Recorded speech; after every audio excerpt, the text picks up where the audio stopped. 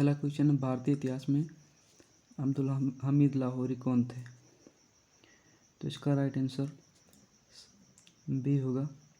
शाहजहां के शासनकाल में एक आधिकारिक इतिहासकार।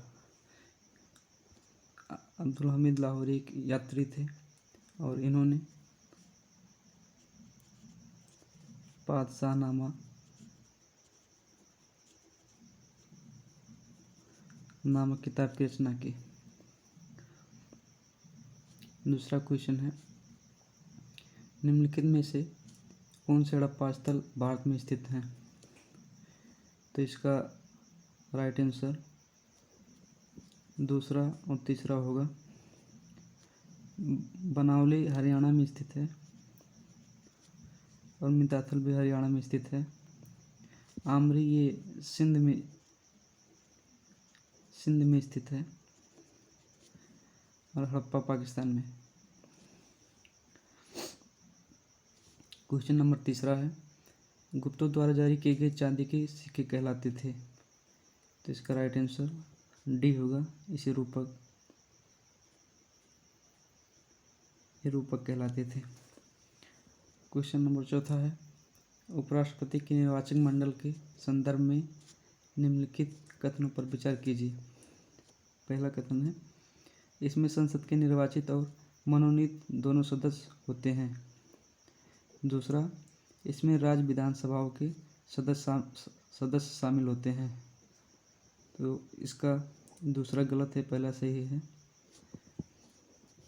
और ये निर्वाचन आर्टिकल 66 अनुच्छेद 66 के अंतर्गत होता है। क्वेश्चन नंबर 5वां है, 9 डैश लाइन संबंधित है? तो इसका राइट आंसर बी होगा। ये दक्षिण चीन सागर विवाद से संबंधित है। ये चाइना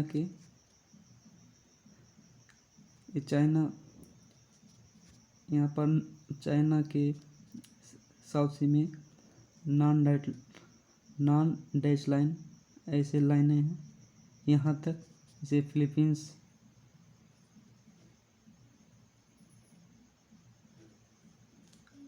ब्रुनई,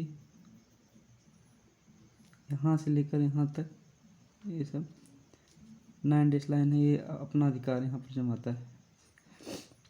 और उत्तर कोरिया और दक्षिण कोरिया विवाद ये 38 डिग्री अक्षांश रेखा संबंधित है।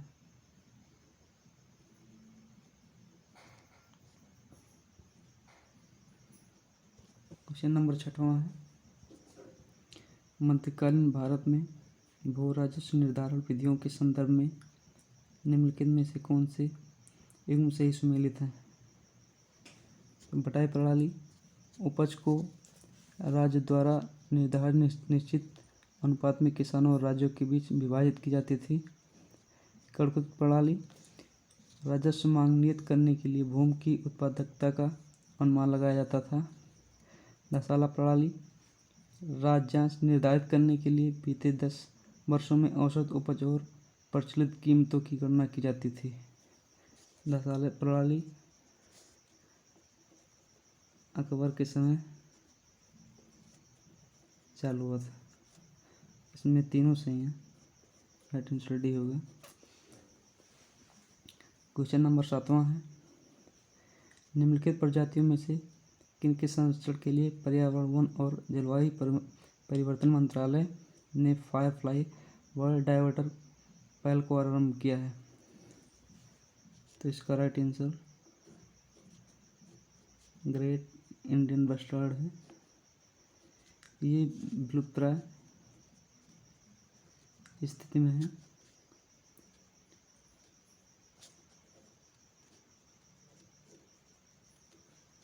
लगभग 150 पक्षियाँ बची हैं इंडिया में।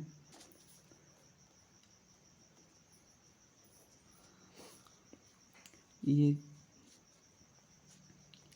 यहाँ पर खम्भों के बीच खम्भों से टकराकर इनकी ज़्यादातर मौतें हो जाती थी। तो इसे बचने के लिए फायरफ्लाई बर्ड डाइवर्टर पोखरण में लगाया गया है। ये 50 मीटर दूर से सिग्नल दे देता है, जिससे ये पक्षी अपने रूट को डाइवर्ट कर लेती हैं। क्वेश्चन नंबर 8वां है, निम्नलिखित इग्नू पर विचार कीजिए। कपास फसल और अग्रणी उत्पादक राज्य हैं। कपास महाराष्ट्र, गन्ना उत्तर प्रदेश, कॉफ़ी असम। तो कपास का सबसे ज़्यादा उत्पादन महाराष्ट्र में नहीं, गुजरात में होता है।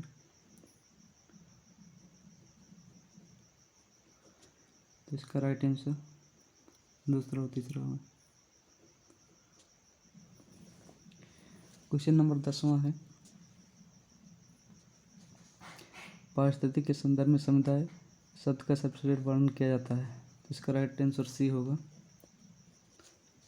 एक दिए गए क्षेत्र में रहने वाले सजीवों की समष्टियों के कुल योग के रूप में।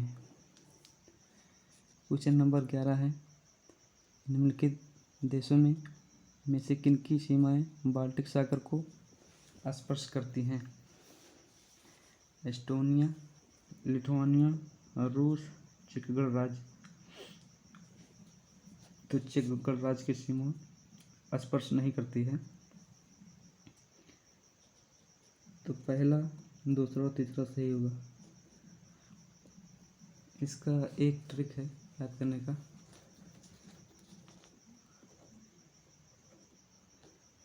यूड जर्मनी,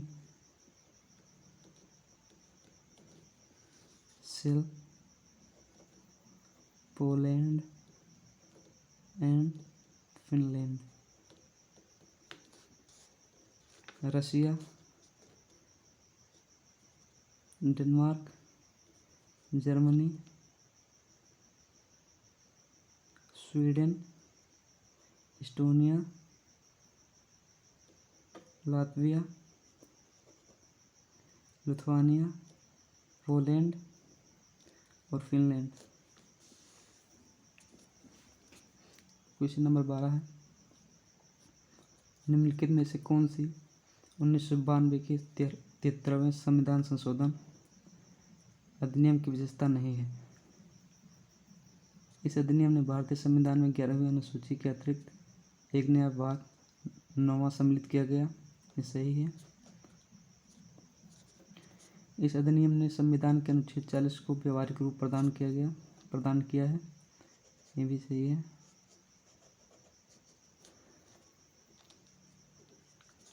यह सहभागी लोकतंत्र को प्रतिनिधिक लोकतंत्र में परिवर्तन करता है। ये गलत है। ये प्रातिनिधिक लोकतंत्र को सहभागी लोकतंत्र में परिवर्तन करता है। मतलब यहाँ पर निचले स्तर पर भी जैसे ग्राम प्रधान चुने जाते हैं वैसे होता है। इस अधिनियम के अधिनियमित होने के 50 पंचायतों का गठन राज्य सरकार की इच्छा पर निर्भर नहीं है। सही है। क्वेश्चन नंबर 13 है, 2011 की जनगणना के अनुसार निम्नलिखित में से किन राज्यों, किन शासित प्रदेशों की साक्षरता दर 90% से अधिक है? केरल, मिजोरम, लक्षद्वीप समूह, चंडीगढ़। इसमें चारों सही है।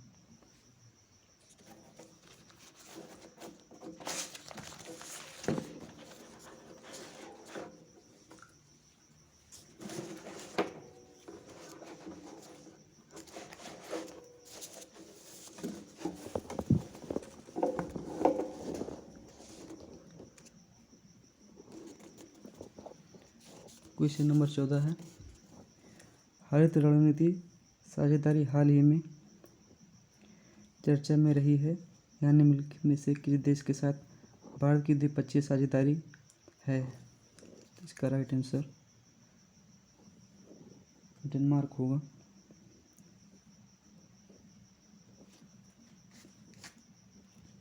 क्वेश्चन नंबर 15 है, व्यक्तिगत डेटा संरक्षण विधेयक 2019 किस समिति की सिफारिश पर तैयार की गई? तो इसका राइट आंसर BN कृष्णा समिति है।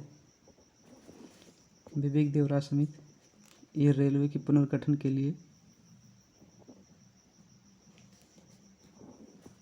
2014 में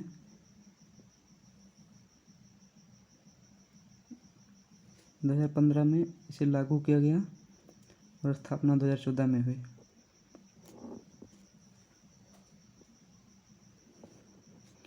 बीपी जीवन रेड्डी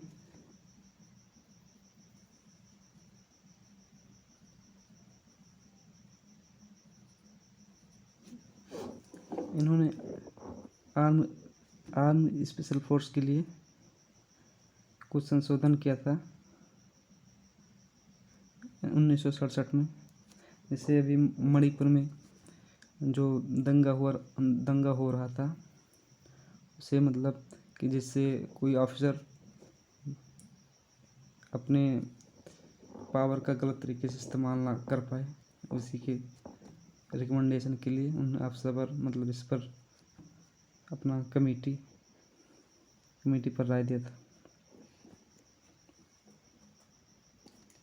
क्रीट पारिक समिति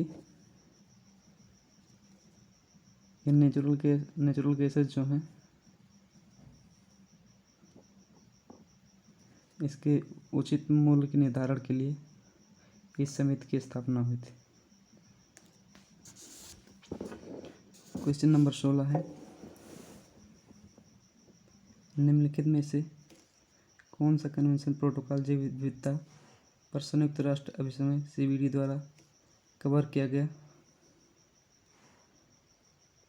किए आनुवंशिक संसाधनों के उपयोग से प्राप्त लाभों के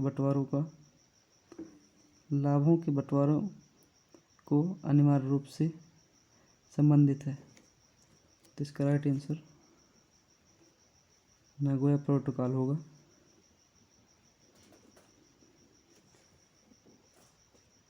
नागोया प्रोटोकॉल 29 अक्टूबर 2010 को जापान में हुआ था, COP10 के समय।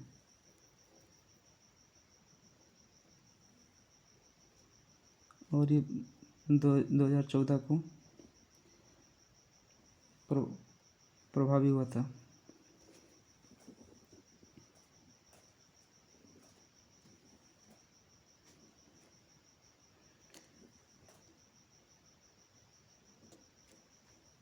स्टॉकहोम कन्वेंशन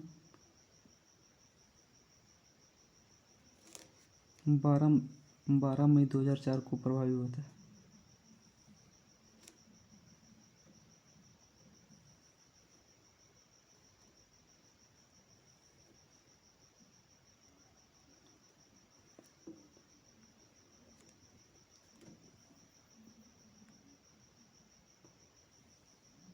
क्योटो प्रोटोकॉल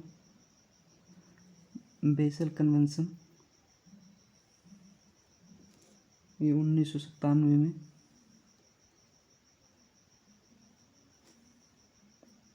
प्रभावी हुआ था।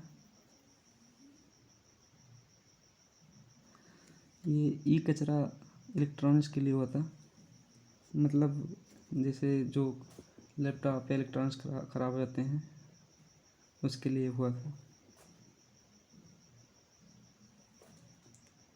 और क्योटो प्रोटोकॉल